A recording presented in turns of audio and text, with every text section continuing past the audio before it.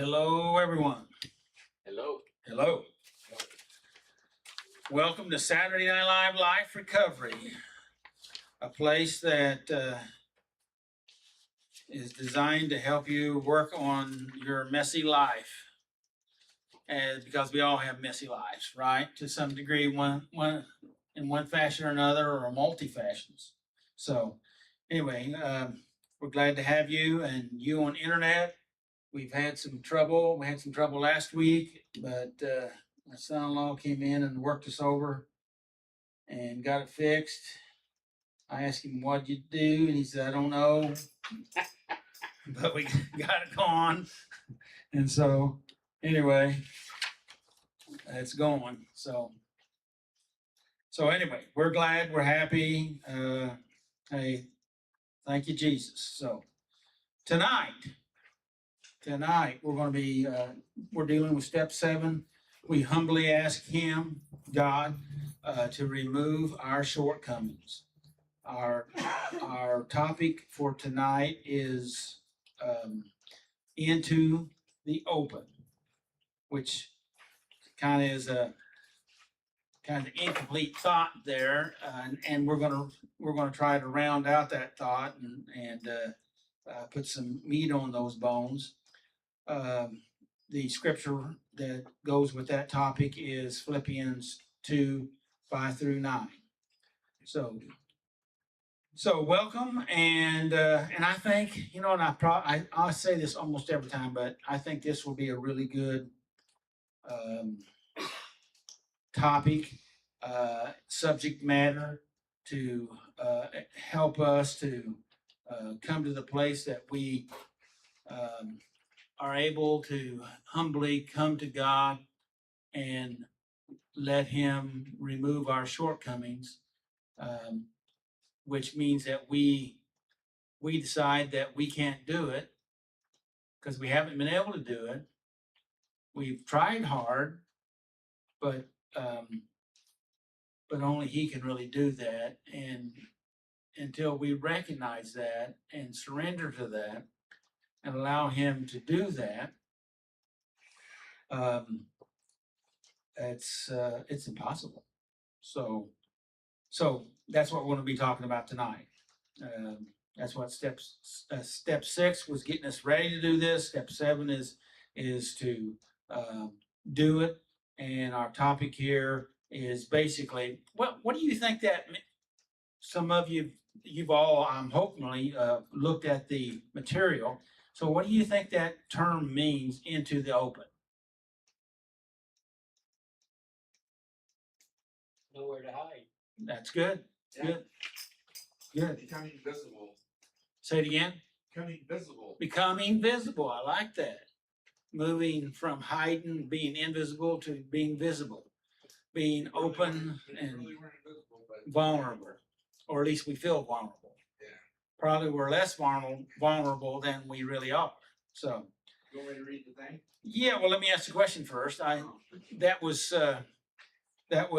kind of as I was thinking about it, I thought we ought to open up. You surprised me there, Willie. You're just studied too far ahead or something, But because Linda always asks me what the topic is, and I gave her the topic. She says, "Well, what does that mean?" And basically, I said the same thing you said. So, what did Willie say? Basically, stop hiding. Yeah, stop hiding. Yeah. Nowhere to hide. Nowhere to hide. And so what does into the open, Philippians 2:5-9 mean? I'm letting you read that. Well, why don't you read that, Tommy? Phrase into the open fits. A little louder so that they can hear you at home. The phrase into the open fits Philippians 2:5-9 because this passage calls us to stop hiding behind pride, self-protection, self-reliance, and only opening and instantly openly what? Let me read that. Yeah. Okay. But before you do that, so it says that we stop hiding behind. There's three things, right? Pride, self-protection, and self-reliance. What's self-reliance, Tommy? I can do it. I got this. It's all me. I control this. I'm the God of my world, I'm the God of my world. Yeah. or the way that you'd say I'm Superman. Yeah. Not that I'm Superman, that you're No, Superman. I maybe thought that I was. Okay, and the last part of that sentence. And instead openly surrender ourselves to God. Step 7 is about humility, bringing our lives into the light where God can transform us. Okay, I asked. I put this question in a combination form. That's the reason why it basically talks about the topic, the scripture, and the step. So we got the whole answer of all three of those in that what you just said there. Yeah. So that's something different than I've done in the past. And what I was trying to do is condense my paper down, all the stuff, because Well, I don't know how to do that. I know I keep when I shortened it, then I add stuff on. But it's blank spaces. yeah, well, it's just I have the blank spaces in my head, and then they get filled up, and so I try to share them. And so when I run out of space, then I have to stop. So Robert wants me to stop before then. So what does into the open mean? And that's right there after the definition that Tommy read. You want me to read this? Sure, go ahead. Bringing your true self before God without pretending. Okay, wait a minute. Opening into the open means Bringing your true self before God without pretending. Without pretending. What does that mean, Tommy? Not hiding behind the oh, I could just trick. I can use tricks, scams, and Did you know anybody that ever did anything like that? Oh, me? Oh, okay. All right. Or me? Yeah. Well, I was just asking if you knew somebody. I'm just yeah. You knew. I met a guy. Go to the next one. Admitting your weakness instead of hiding them. Admitting your weakness. What does that mean? Well, you might have weaknesses that draw you back to your old ways. There's still your ways of thinking, So if you is asking you to, this is asking you to admit it. So what are you doing if you're not admitting it? You're involved in it. Well, it says instead of hiding it. So we're hiding our weakness. Yeah. And what does that do to us when we hide our weaknesses? They damage us. They bring chaos into our life. They provide a path to destruction. Okay. That means we pretend that we don't have them, or we avoid them, we deny. That makes us vulnerable because make us fall apart. Yeah. So, okay. Number 3.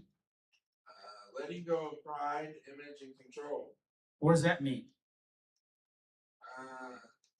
The mask that you wear. Okay. Good. Anybody else have any thoughts? We're describing into the open. So, letting go of pride, image, and control. What does that mean, control? Robert.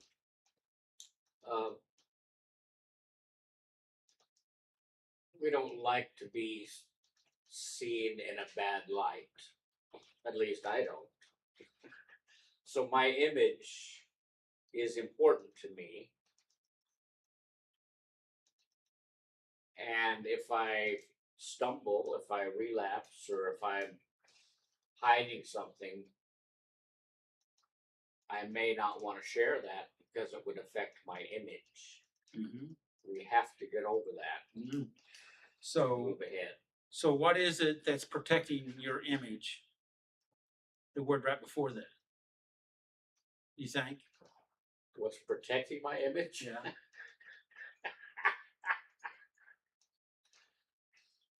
Well, pride, I guess. I was thinking it was the pride there. Yeah, but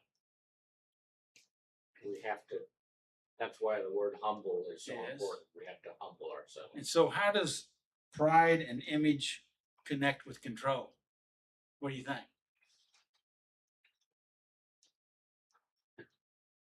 Well,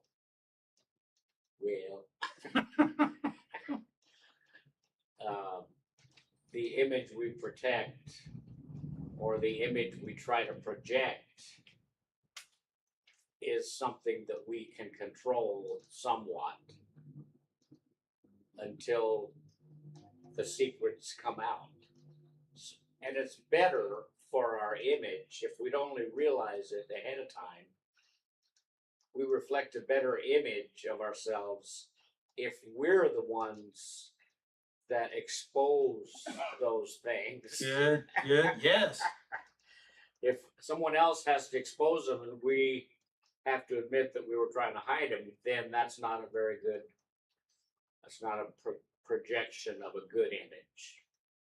I used to talk with people a lot in this area, and I said, which would you like more? Somebody that acted like they never made a mistake, but you saw that they made a mistake, so they're always pretending that they were perfect, or a person that made a mistake and confessed to it and said that they made a mistake? Which one would you like more? You know, and of course, I've never had a person say I'd like the pretender more. You know, you don't like the make a mistake, but you appreciate the honesty, and stop trying to spin everything. I think that's some of that control stuff that we're talking about. Good. Tom, you want to read the next line? Sure. Being willing to be seen as you really are so God can change you. Wow. Taking off the exterior The mask, and the interior. the shield, Yeah. the armor, Yeah. All the stuff that makes up the, come out from behind the curtain. yeah, fake. Fake. Okay. Didn't say fake. Being willing to be seen. You know, I think about the,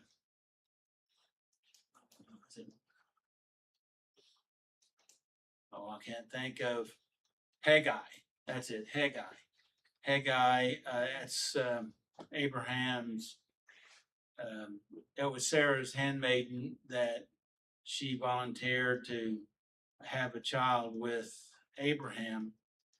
And when Sarah got mad at her and she ran off into the desert, she said that God was the God who saw her for what she was, that, you know, the way she was, but she saw her. Instead of being a thing, she was a person. Does that make sense? And trying to think of the name. It's I can't think of it right now, but anyway, the name of God that she used, the God that sees me. Anyway, as we really are. What does that mean? Seeing us as we really are. Not as we present ourselves, but what we really are. And what is that? Now this is a tricky question here. I just asked. We're all work in progress. Well, that's true. That's true.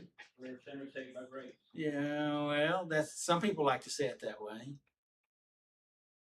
It's Elroy. Elroy, Warts and all. warts and all. That was the God that the name of God, Elroy. Warts and all, yes, and but not only that, but God sees us not only with our warts and all, but He also sees who we really are. They're good. He sees the identity that God gave us before we were born. But for us to get better, we have to be willing to be seen, and that's that humility that you was talking about a moment ago, Robert. Yeah. And so we have to be willing to stop hiding. That's what Willie was talking about a while ago. And so that we can see reality the way it is, and we're believing something about us, which is part of that reality, but it's not the truth. It's just what we believe. But the truth is who God made us to really be. I may have complicated that too much, but. All right, I'll let you read the last one. Living transparently before God and others. What do you think?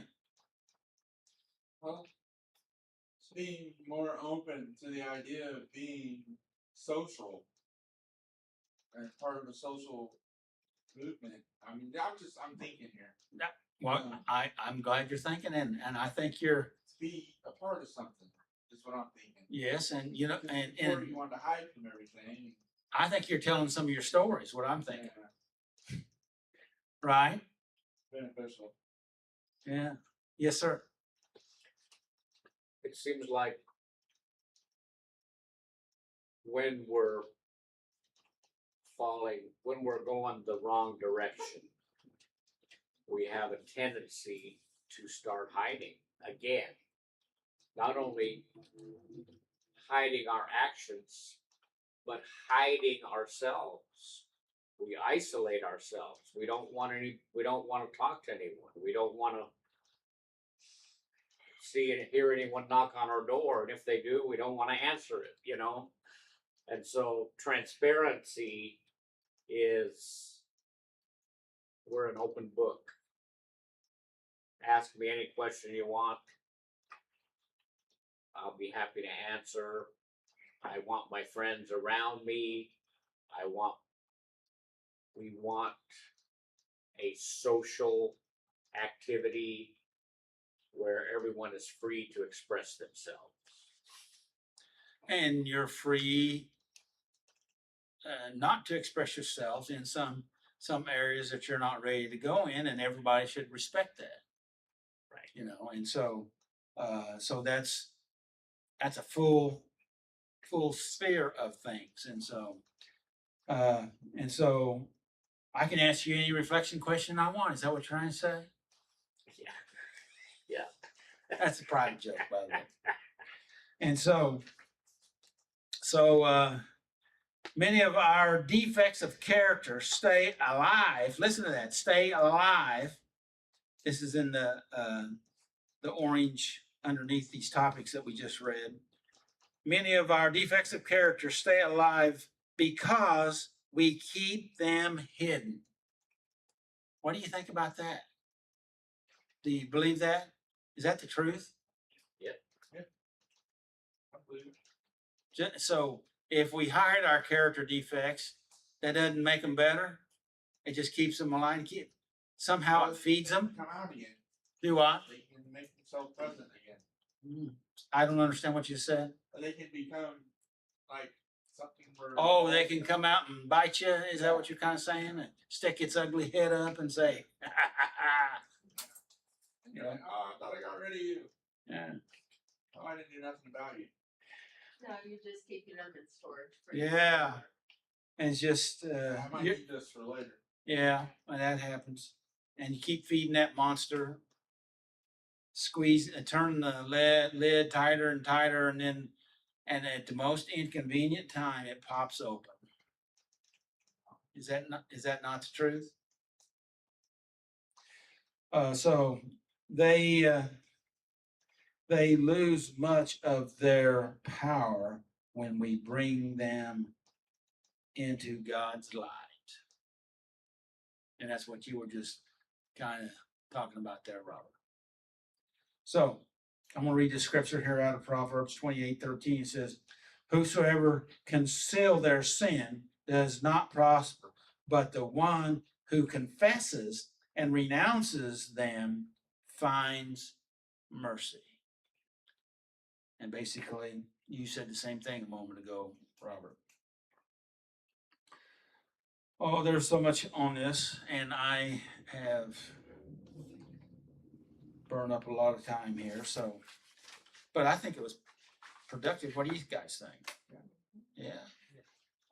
You just have to say that because I asked to put you on the spot, right?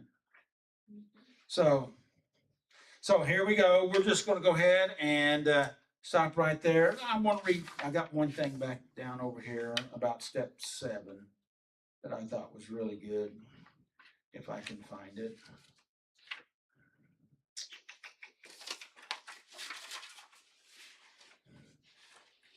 Yeah, I think this is it. That perspective, and that perspective is talking about trusting Him, trusting God for His grace. It says that perspective shifts step 7 from merely trying hard to trust God to transform us,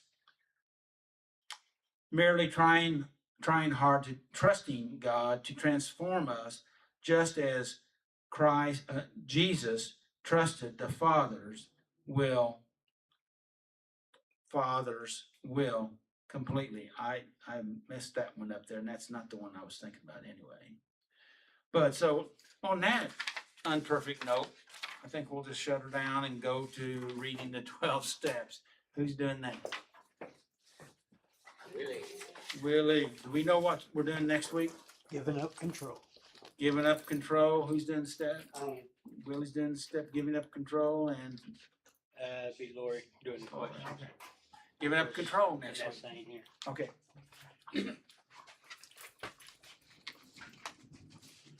Good evening. Step 1, we admitted that we were powerless over our problems and our lives became unmanageable. Step 2, we came to believe that a power greater than ourselves could restore us to sanity. 3, we made a decision to turn our wills and our lives over to the care of God. 4, we made a searching and fearless moral inventory of ourselves. 5, we admitted to God, to ourselves, and to another human being the exact natures of our wrong. 6, we were entirely ready to have God remove these defects of character. 7, we humbly asked God to remove our shortcomings. 8, we made a list of all persons that we have harmed and become willing to make amends to them all. 9, we made direct amends to such people whenever possible, except when to do so would injure them or others. 10, we continue to take personal inventory, and when we were wrong, promptly admit it. 11, we sought through prayer and meditation to improve our conscious contact with God, praying only for knowledge of His will for us and the power to carry it out. 12, having a spiritual awakening as a result of these steps, we tried to carry this message to others and practice these principles in all our affairs. And back to step 7, we humbly ask God to remove our shortcomings. Thank you. Thank you, Willie.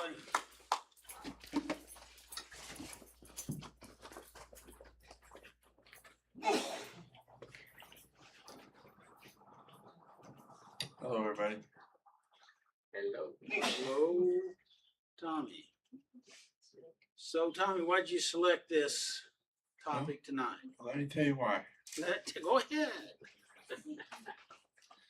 So when I finished the steps, I put a check mark next to them because it says completed at the end. And I had not had a check mark on this one. And I had never done this step. So I figured, well, it's time to do something new. Let's explore a new, instead of just doing the same ones over and over again. And,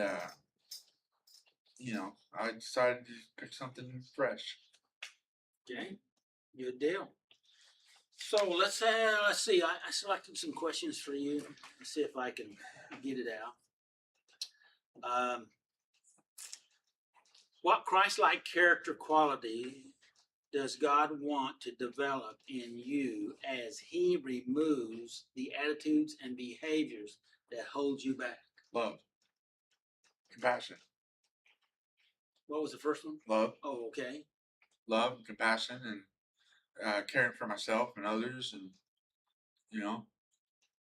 being there, being present with That's good. myself, and It was like you already had that planned there. I did it halfway through. You asked me the question, and I read the question already. Okay, and asking yourself, what can I learn from these or other situations? Asking yourself, what can you learn from these or other situations that's going on in your life? Like negative situations or Well, like what situations that. what might God be trying to teach me through it? So it could be positive, it could be negative. Well, like the negative ones, I could be like facing them, or not even facing them, but keep experiencing them, and then I sometimes I do come to a realization that there is a better way. Okay. When you have successfully faced difficulties in the past, what personal strengths did God use to help you get through them? Personal strengths. Mhm. That's a tough question. Anybody want to help me? No. I'm just kidding. What personal strengths? When you had success with these certain situations in your life, again, we're talking about shortcomings in our Right. in our step study, and so what personal strengths? See, because it's good. We need to know our faults, Well, but we need to also know our strengths, right? It was like recently I quit vaping again about a month ago. Wait, And, what? Vaping. Oh, okay, I thought you said baking. I thought. Vaping. Yeah, I don't vape no more. Yeah, no vaping and e-cigarettes, and I've done it before, but this time I was like, well, I could go spend the money on it and then have less money, and I want to have less money, and I was like, well, maybe I have the strength in me to just quit, and I did, and I'm still here today, not doing that because I took authority in my life and said no to it. Good, good. So I think we're ready for you to fly. Oh, we're not done yet? No. I'm just kidding. We humbly ask him to remove our shortcomings into the open. I get used to these new glasses.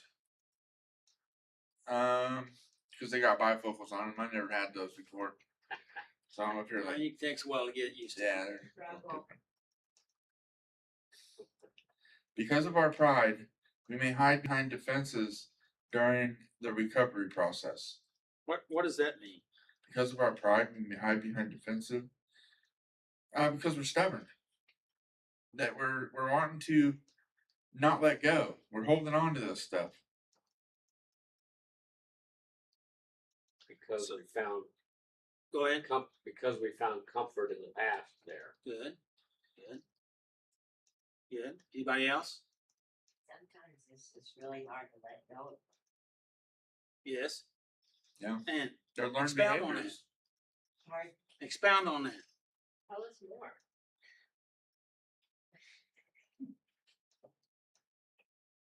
I can't right now. Well, okay, that's no problem. Anybody else? Laura, you have anything you'd like to add? Okay. I just did that for her benefit. I appreciate it. Go ahead.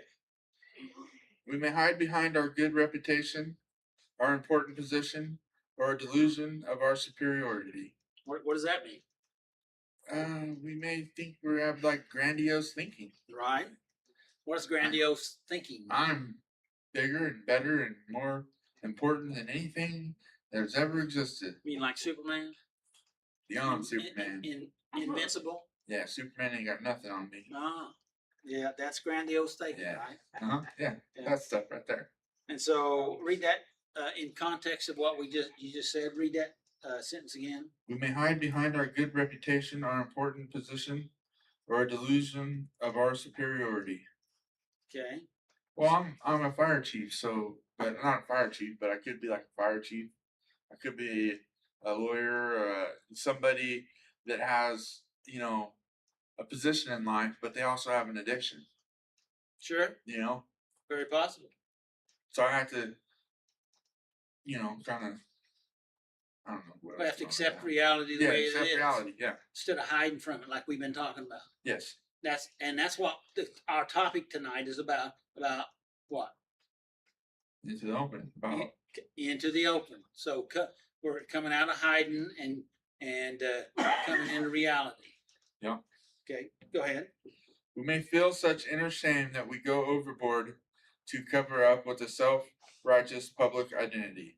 What does that mean? Oh, that we go deep into our delusional, what was the word I used a minute ago?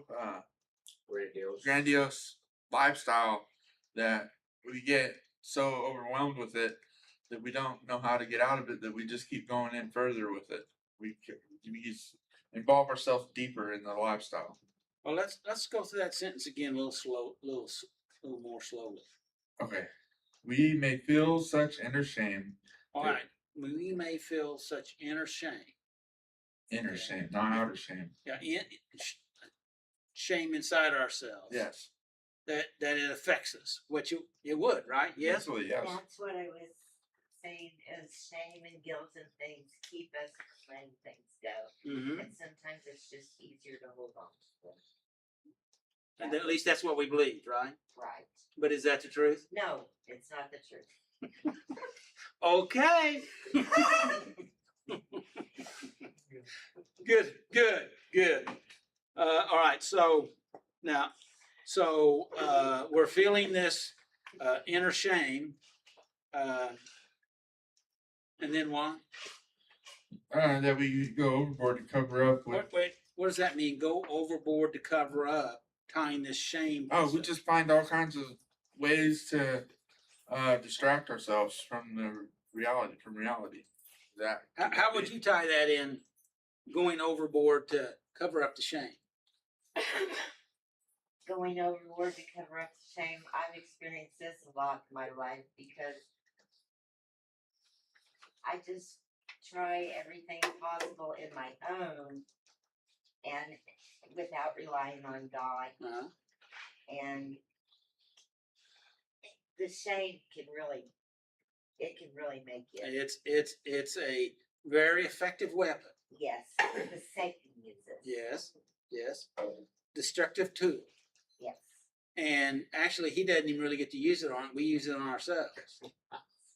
That is Yes. true. That's true. Thought I'd slip that one in there real quick.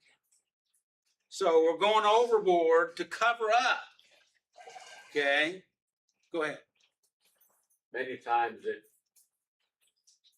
in order to cover up, it will cause us, we'll start lying. Mm-hmm. And then we have to remember that lie so we lie more and more and more and more, and it becomes a real chore to cover all that up. Mm-hmm. Right. Nice. Any other comments before we finish the rest of that? Go ahead. I understand that we go overboard to cover up with a self-righteous public identity. Public identity. What does that mean? Well, A self-righteous public identity. I'm seen this way, so this is the way I am. I'm wearing a witnesses. suit of professional or maybe even religious, sophistication, intelligent, maybe, all these different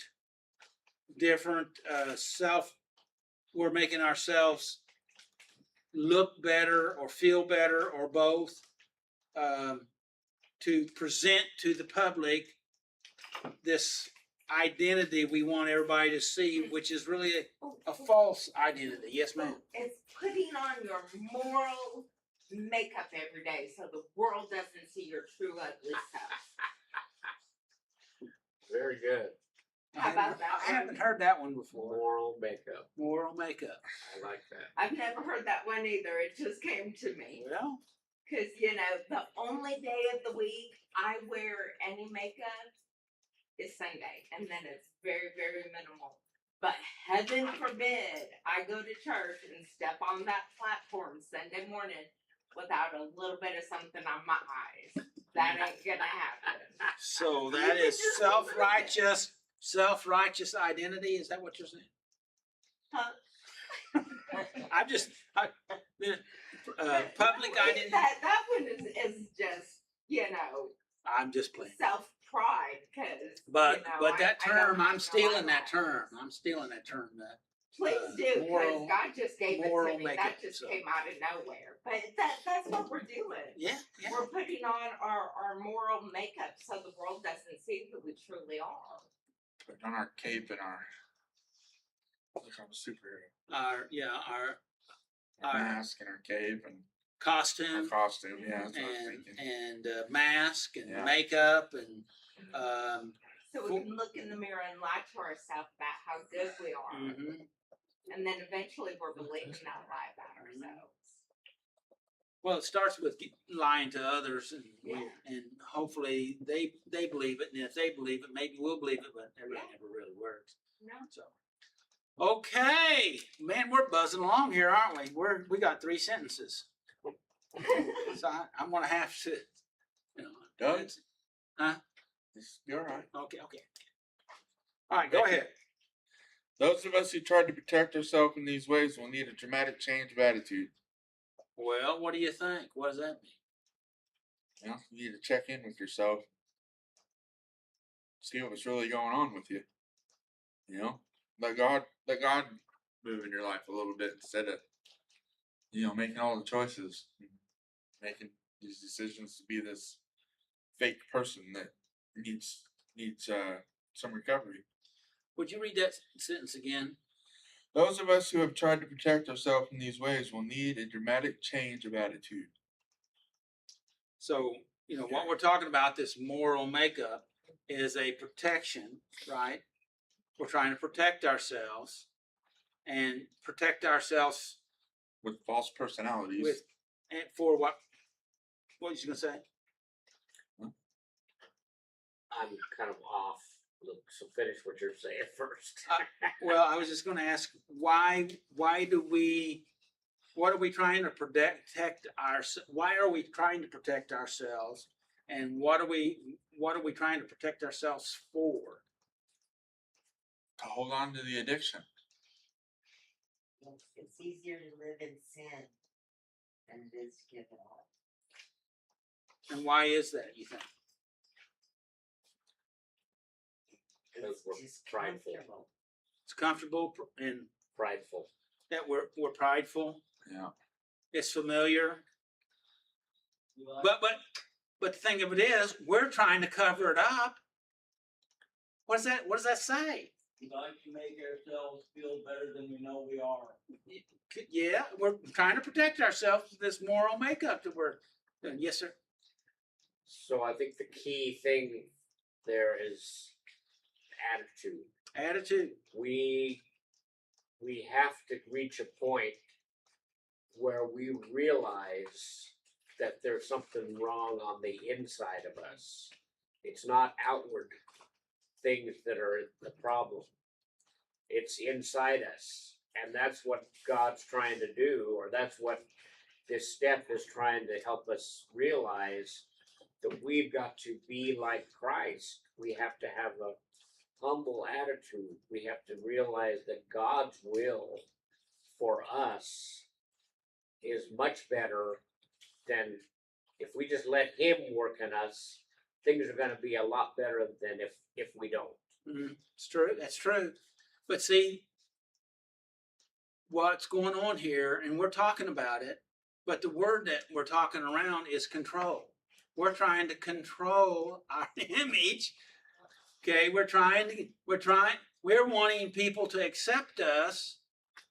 Okay, and we're stuck, and we're hiding, and we don't believe we can, but we want to. You see all this spinning that we're doing here, and boy, that's a lot of work. That takes a lot of energy. Yeah. And it says what we need is a dramatic change of attitude. And that attitude is how we think, our perception of ourselves, of God, of others. You know, and that perception is, if you don't mind me saying, is that we really want people to accept us or at least not reject us, right? And so we do all these hurdles, twisting of ourselves, pretending, faking it till we think we'll make it, lying to others and ourselves. Because as I believed in my earlier years, that if people knew me like I knew me, they wouldn't accept me. So why bother? So I didn't. But see, the trouble is, then you're stuck with your miserable self. And I was. And so that's where God's grace is so important, and helping us to change our attitude, our way of thinking, that we can be free from that, even if we don't feel free, we can be free. And if we'll allow ourselves to be free, eventually we can feel free. I know that may sound like a garbled up mess, but it's still the truth, I believe. Comments, questions before we go forward? I think we just went through some really important stuff. Yeah. Okay, Tommy. The Apostle Paul wrote in Philippians 2:5-9, you must have the same attitude that Christ Jesus had.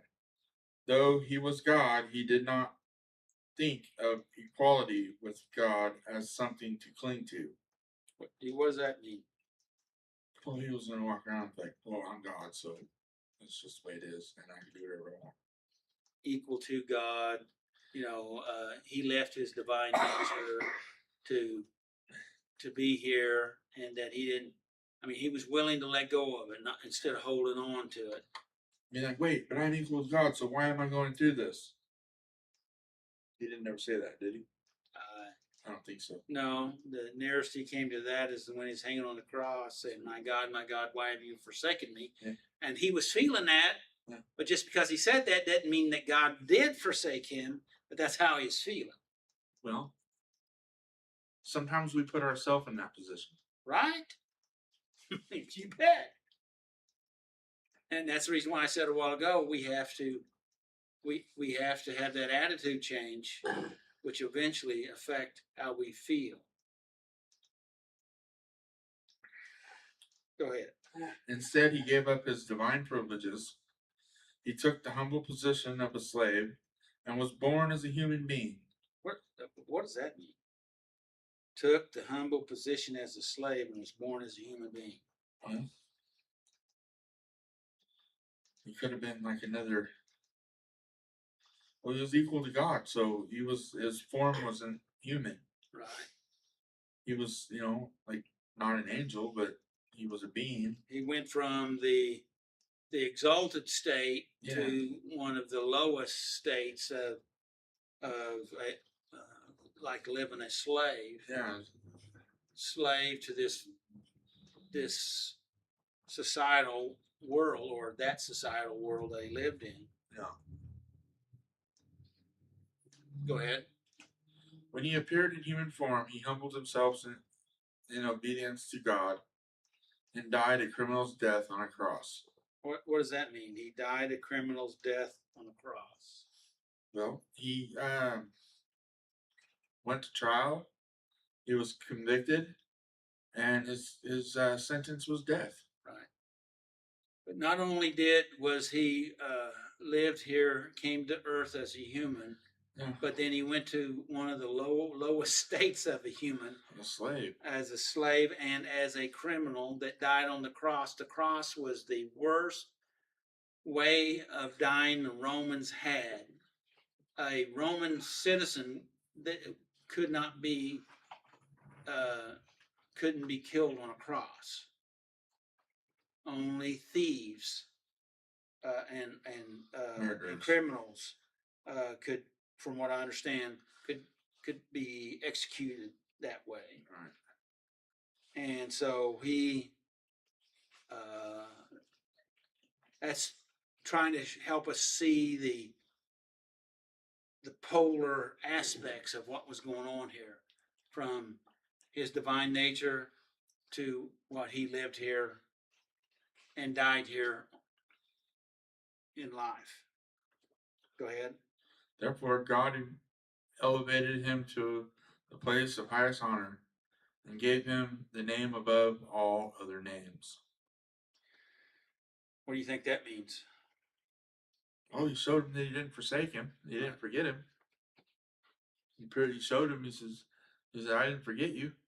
You're equal to me. And exalted him. But not only did that for Jesus, but the two thieves on the cross, the one that just asked Jesus to remember him when he got to paradise. He said, we deserve to die. We did what we did. And he said, would you just remember me? He didn't ask God to forgive him. Yeah. He just asked him to remember him. And basically that was faith. Yeah. And he said, I'll see you today in paradise. And I don't, something about, God exalted Jesus, but he also took that criminal and exalted him too, like he'd do for all of us. Yeah. Like he will do for all of us. He does. Just a thought. One of my thoughts. Okay, go ahead. The author of Hebrews wrote in Hebrews 12:2, we do this by keeping our eyes on Jesus, the champion who initiates and perfects our faith. Because of the joy awaiting him, he endured. Wait. Sorry. I put on there in my notes that on the New King James Version, it says the author and finisher of our faith. I thought that was, I wanted to, Yeah. he not only created, but he also finished it, our faith, in the New King James. And so I think that's pretty good. By the way, anybody here know who the author of Hebrews is? That's a trick question, by the way. Hebrews is Paul. huh? A lot of people say it's Paul. I know there's a lot of people say it's Paul. In fact, for a long time I thought it was Paul, but they're not convinced it's Paul. In fact, they have several different theories about different ones. John? No, Oh. it's Apollos. They think probably Apollos was actually, he's number one possibility. Oh. Barnabas is number two possibility, and Oh. Apostle Paul was number three possibility. Huh. And because of some of the speech patterns, so it's just it's just one of those questions. I thought, as a lot of people, as most of you, thought that Paul was the author of Hebrews, but you can explore and see. Prove me wrong. Go ahead. Because go ahead. That was my last statement. I was trying to be cute. Oh, okay. Go ahead. Because of the joy awaiting him, he endured the cross, disregarding its shame. Now he is seated in the place of honor beside God's throne. So he took him out of that darkness that he thought he was trapped in. Jesus thought he was forgotten and left to die with these two criminals. He was a convicted criminal himself.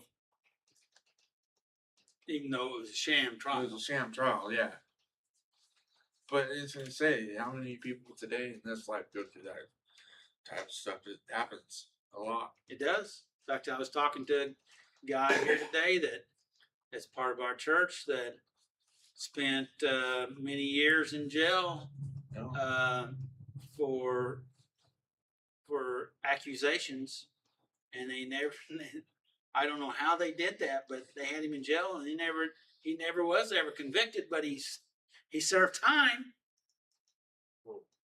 And but you know, and of course, when you go to jail, you basically lose everything you got. Yeah. And particularly after several years, you come out, you don't have anything, and then you have less than not having anything, generally speaking.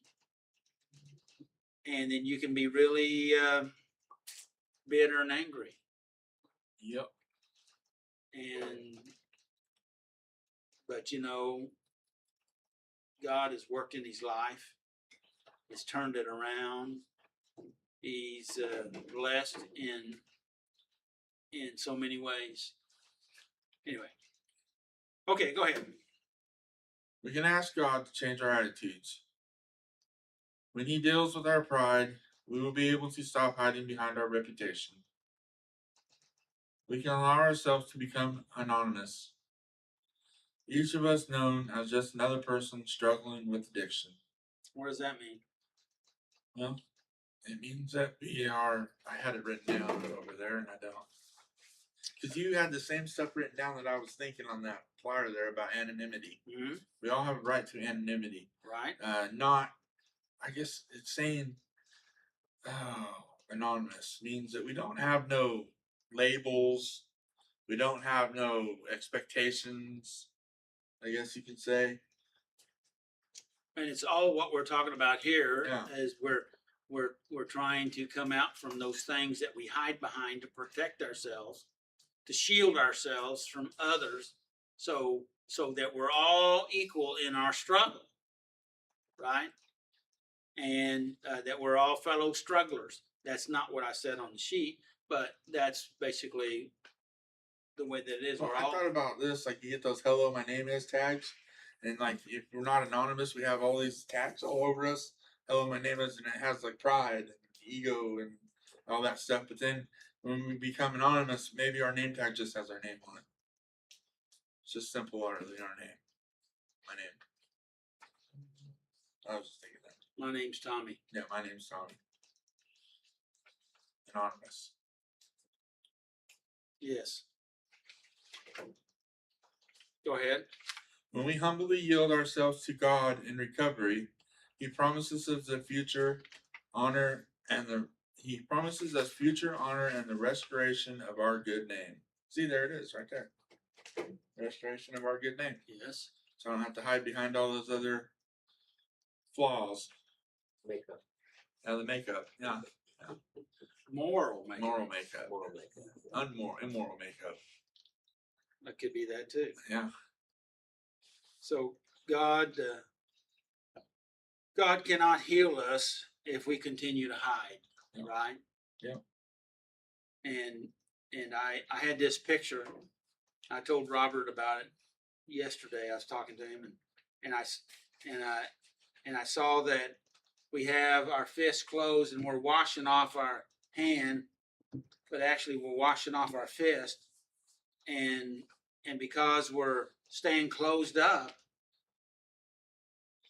we haven't washed the inside of our hand, and you finally do open up your hand, and it's full of dirt and mud and stuff. Now ran a lot of water on the outside, but you didn't get anything on the inside.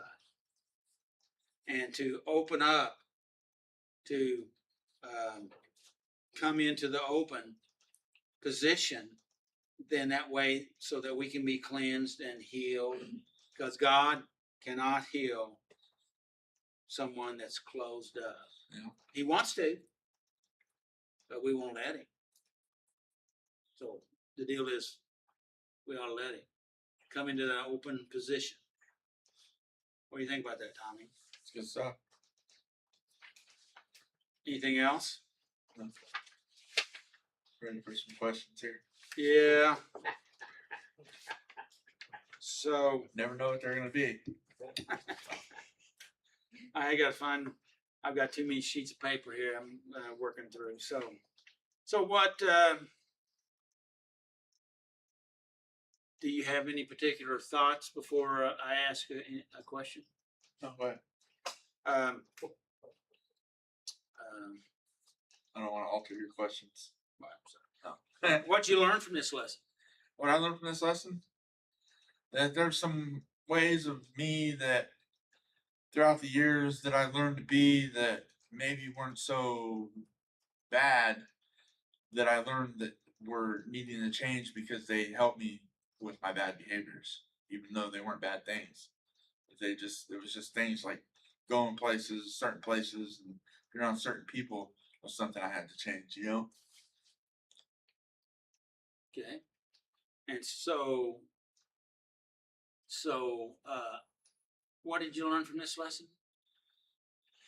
That I don't have to hide in the darkness. I can come into the light and let God change me, and be willing to be a part of that. Good, good. So what did you learn from this lesson?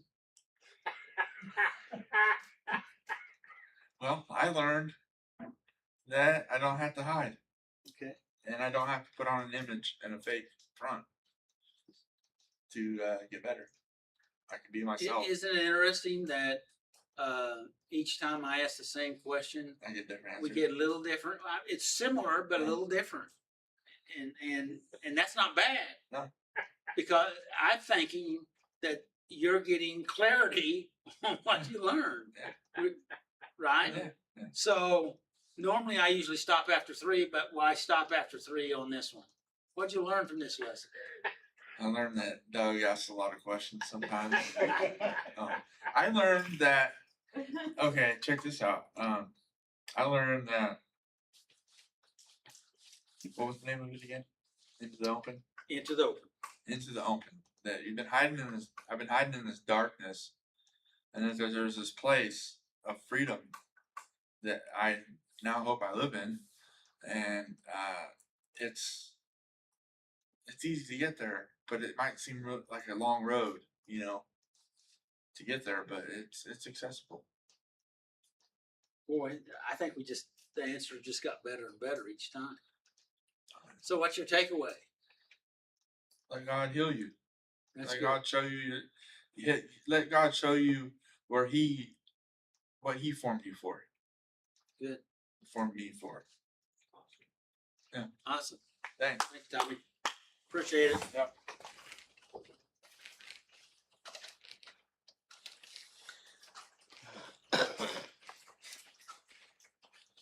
Robert.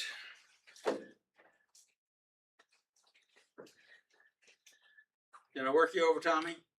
No, I'm good. I was expecting it. Well, hello, everyone. Hello. Hey, Robert. All right, we're on the reflection questions into the open. Number 1, have I disguised my addiction by covering it up with a good image? Have I hidden behind a good reputation? Well, I used to, definitely. I don't think I've been doing that lately, no, but Congratulations. but I definitely used to, yeah. In fact, to the point where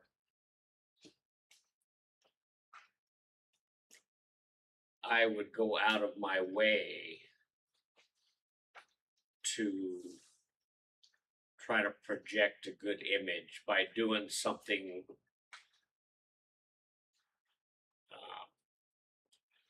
kind of, what was that word?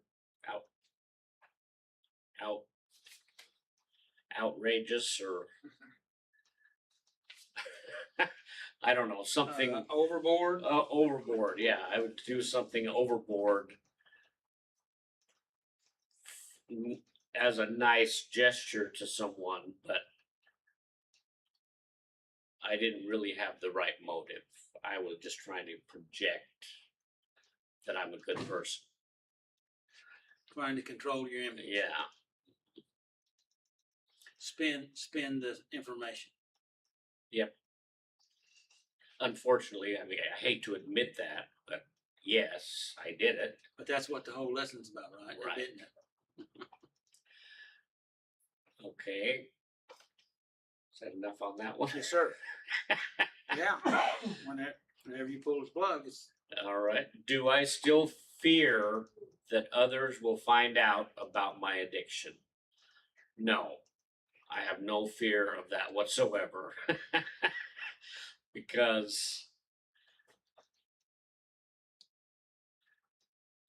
I tell people I carry a coin with me in my pocket that every time I pull change out of my pocket to pay something at the store, the coin is right there. And a lot of people ask me what that coin is. And I say, well, I'm glad you asked. And then I tell them. good deal. And every time you do that and you share that, something happens to you, right? Right. It just makes me feel like I'm growing. I'm not trying to hide my addiction. Awesome. In fact, I still go to Gamblers Anonymous meetings, and I probably will the rest of my life because I feel like that was one of the big things that saved my life, really was. But anyway, when you go around the room and introduce yourself, hi, I'm Robert, I'm a compulsive gambler. Well, a lot of people will say, hi, I'm so and so, I'm a recovering compulsive gambler. And I don't like to say that personally. It's just my own opinion. But I said the other night that I don't like to really say that I'm recovering. I believe I am recovering, but I don't believe I will ever be a recovered compulsive gambler. I'm always going to be a compulsive gambler. And I have to reinforce that in my own mind by admitting it. Good. That's honesty, Yeah. in my opinion. Will my pride be hurt if someone knows the extent of it? No, my pride is, although I am a pretty proud person, and my pride caused me a lot of trouble, my pride does not extend to worrying if somebody knows how bad of a compulsive gambler I was. I don't care about that anymore. Am I willing to share it if it will help others? Absolutely. I feel like it's my responsibility to share my own experience with gambling with as many people as will listen, because it is a big problem in this world, and I don't think people really realize how big of a problem it can be. So if I can help them learn something about it, I want to.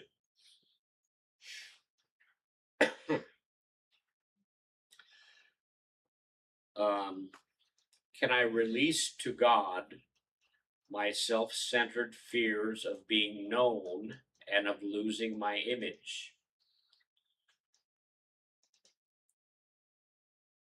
Yes. And if so, write a prayer to God expressing your desire to do so. Well, I wrote, Dear Heavenly Father, you know everything. I've told you everything. I used to be afraid of people finding out about my gambling. You have helped me, but please continue to help me realize that only by being honest and truthful can I find joy in life and do your will. Amen. Yeah. It's good. And that's the absolute truth. God has helped me. You all know that I've I struggled with gambling for many, many, many years, and it caused a lot of pain and heartache in my life. But I can't even say that it caused it. I caused it. Good. Because I succumbed to that habit, even though I knew in the back of my mind that it was not good for me. I still did it. Nobody forced me, but thanks be to God that I'm not controlled by that addiction anymore. At least to this point. And I hope to continue that. And that is contingent on humility. Yes, Would you agree with that? definitely. And that's what step 7 is all about, is being humble. Humble enough to call on God to do something for us that we can't do for ourselves. And it really impressed me how the verses here just showed Jesus as our example. Right. Look how humble he was. And he didn't do that for himself. He didn't do that for his own glory. He didn't get any glory out of it until the end when he was glorified. But he did that for us. Yes. He did that for us. What a wonderful thing. We should not squander that gift that God's given us. Now, Doug had some extra reflection questions on the page here that he asked me if I wanted to go through. And I said, you're going to really make me work this time, huh? Yeah, But- so it's on the same sheet that you've got. Yeah, It's got the bottom reflection of the questions. first page. Well, their pages will be different than our pages, but Okay, well, it's a reflection question. Front page. Do I? It's on the front page. Okay, yes. all right. The first one is, what am I still trying to hide from God or from others? And I've thought about this one a long time, and I really can't think of anything that I'm trying to hide at this moment. But there probably is something. And that's a very honest attitude. Yeah. So what about you? What are you trying to hide? You don't have to say, but that's a question, right? Yeah. We ought to ponder. What am I trying to hide? Hey, can I? No, I'll. If we have time, I'll go into that. Go ahead. Where is pride keeping me from asking for help? Well, like Tommy was saying, he stopped vaping. Well, I'm trying to stop smoking. And I think my pride is kind of keeping me from asking for help in a humble way.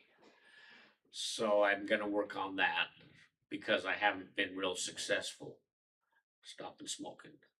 I have been smoking a lot less, but I have not completely quit, and I really want to. So I gotta really be honest with God and say, hey, I can't do it on my own. Will you please help me? Awesome. What would it look like to become more like Christ in this situation? So in the situation about trying to quit smoking,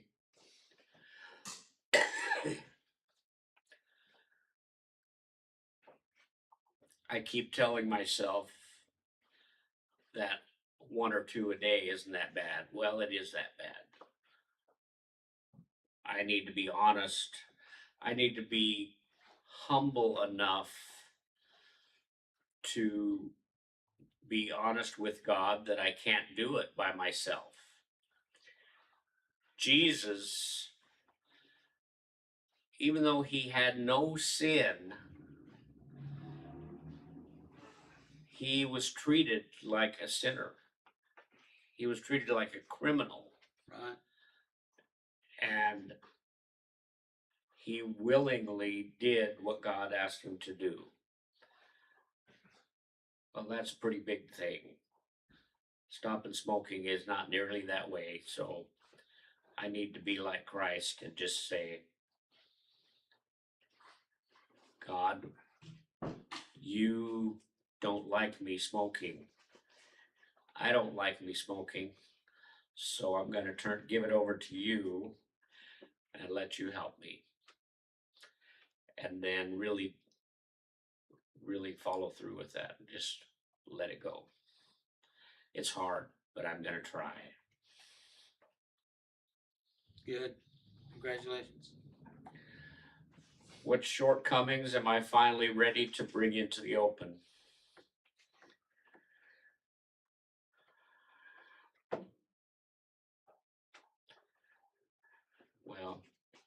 Well, Again, you only have to talk about what you feel comfortable about talking. yeah, I know.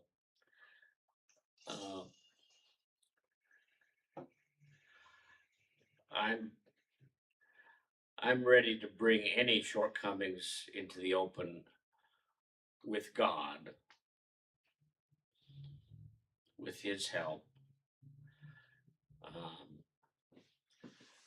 I don't know that there's anything that really would benefit.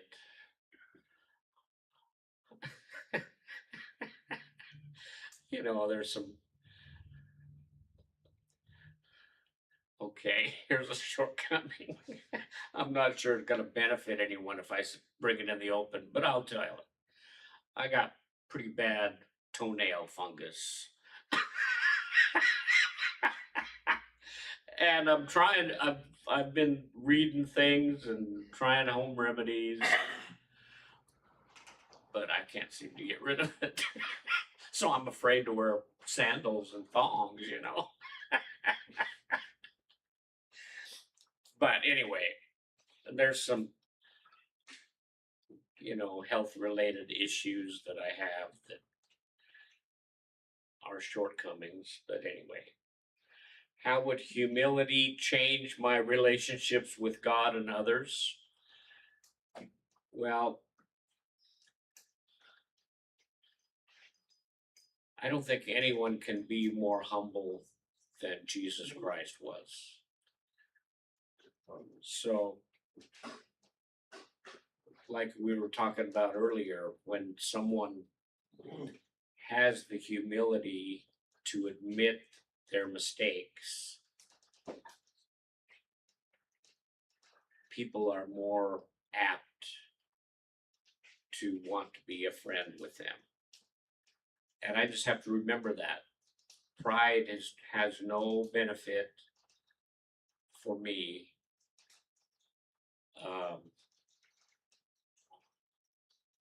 Overdone.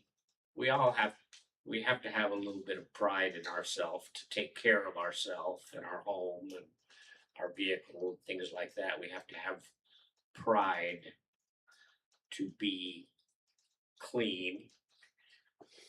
But as far as relationships with God and others, we just need to be humble and things will work out.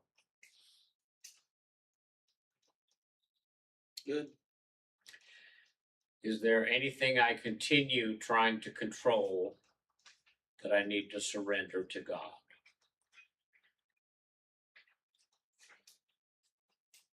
Well, I got the smoking problem.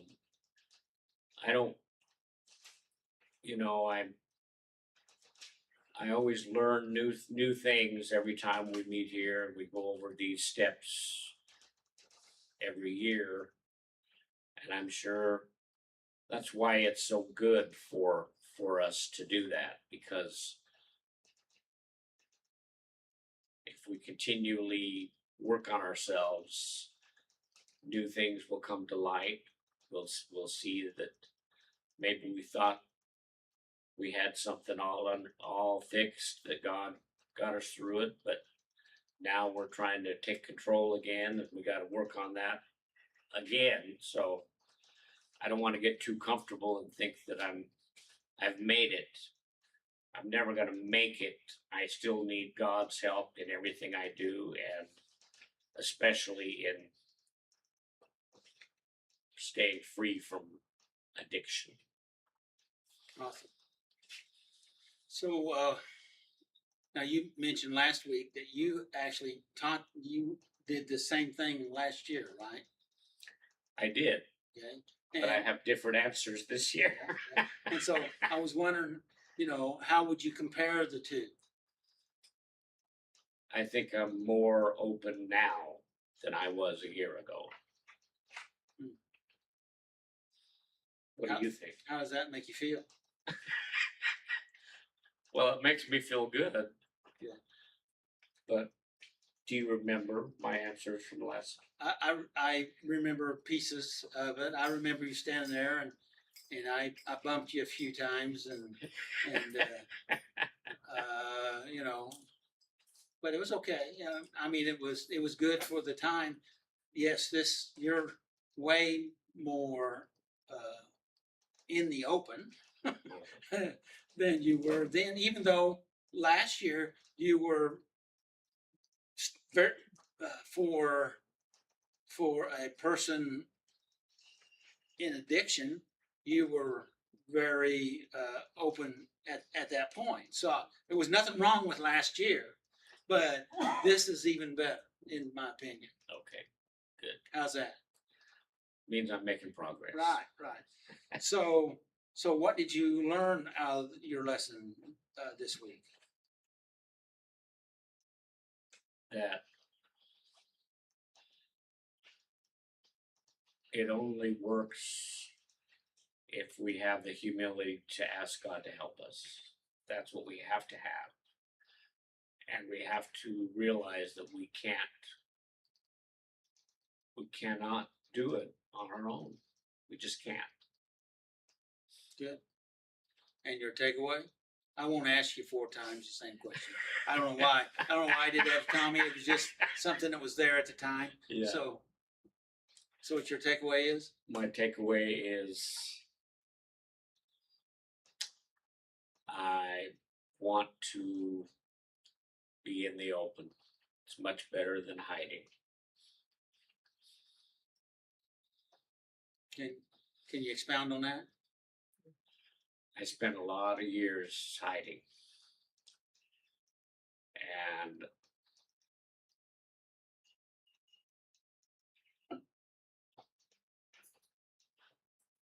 probably if I had done what we've been talking about tonight many, many years ago, my life would have been different and not so traumatic. But things happen for a reason. I believe that. So I probably was not ready at that time. Thank God I'm ready today. Well, the final chapters haven't been written yet. Yes, that's true. And there's more to come. So, all right. Well, thank you very much. Thank you. Appreciate it.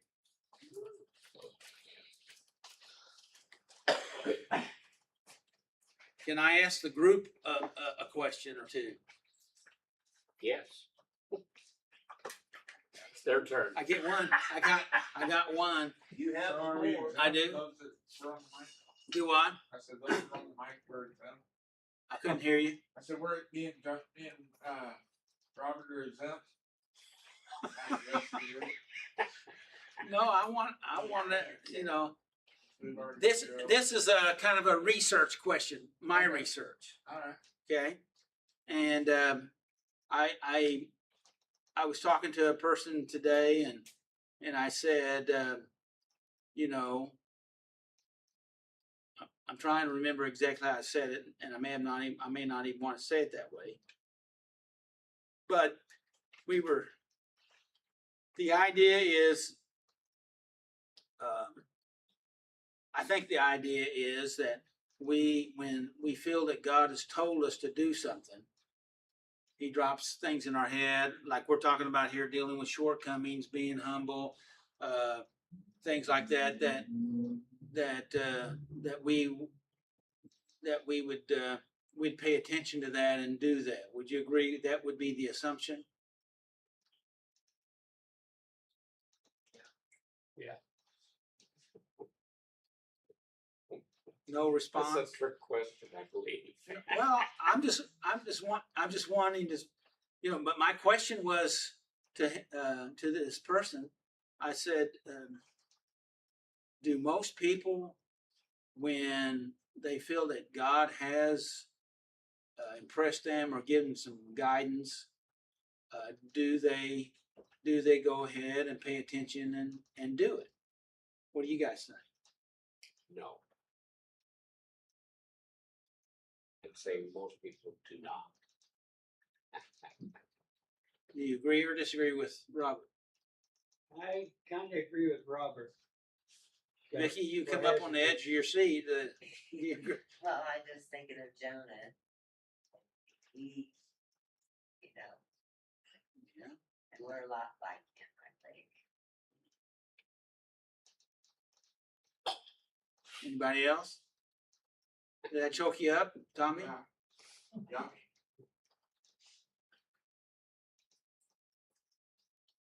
Well, so then is it a consensus that most people do not, they want to hear from God, but then they don't want to comply?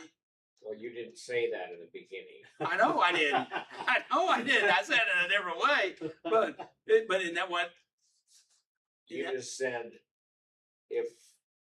would most people comply if they heard from God that they should take a certain action in general. Not that people who are wanting direction from God hear from God. In that case, I think a lot more people would. And how much is more? Not all, but I think And how much is not all? I know. So we talking about I still think Somewhere that most between- people would so if, see how that complies with their own ideas. okay, so 50%, I would say 10%. 10% would or would not? I would say 10% would. 10% would. Cause they say only about 10% of people are the workers in the church. Right. So So I would say that 10% would. so what percentage would you say, Robert? I'm serious. I'm just trying to. It was just Now, a research Okay, question, like I so said. I say if people ask for guidance and then receive some guidance,